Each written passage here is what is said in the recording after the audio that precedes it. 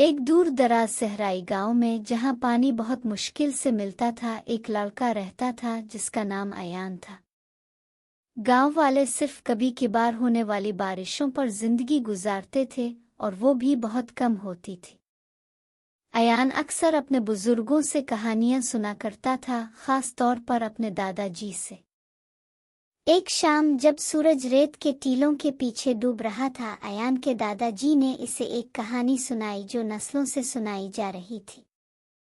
कहानी एक जादुई दरिया के बारे में थी जो कभी इस जमीन पर बहता था।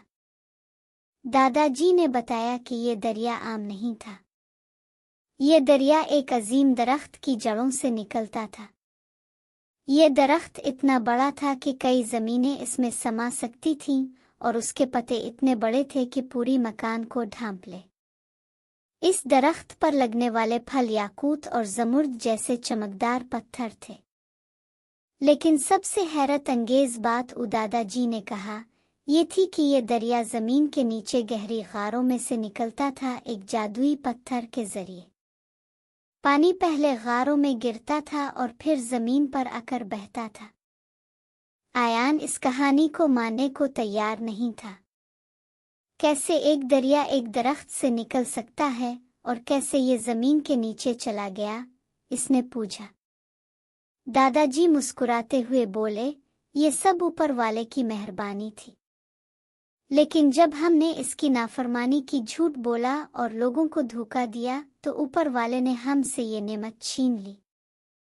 अयान ने इस कहानी को गहराई से सोचा। एक रात इसने अपने दादाजी से पूछा, दादाजी क्या कोई तरीका है कि हम इस दरिया को वापस ला सकें? क्या हम वो पत्थर ढूंढ कर अपनी जिंदगी बेहतर कर सकते हैं और लोगों को इस मुसीबत से निजात दिला सकते हैं? दादाजी ने प्यार से मुस्कुराते हुए कहा, शायद अयान। लेकिन सबसे पहले किसी नेक दिल इंसान को उन गारों में जाकर वो जादुई पत्थर ढूंढना होगा। फिर हमें ऊपर वाले से दुआ करनी होगी कि वो हमारी गलतियों को मुआफ करे। तब शायद हमें अपना दरिया वापस मिल सके।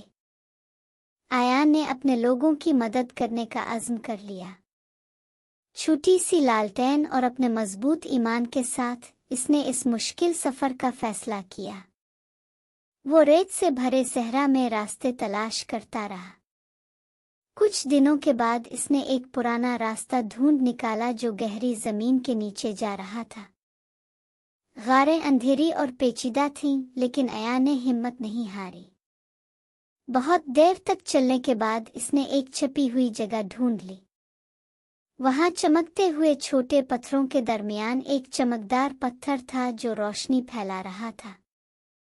अयान ने पत्थर के सामने घुटने टेक दिए और आंखें बंद करके दिल से एक दुआ की। इसने अपने लोगों की मुआफी और दरिया की वापसी की दरख्वास्त की। जैसे ही इसकी दुआ मुकम्मल हुई, गार हल्का सा हिलने लगा और पत्थर और भी ज्यादा चमकने लगा।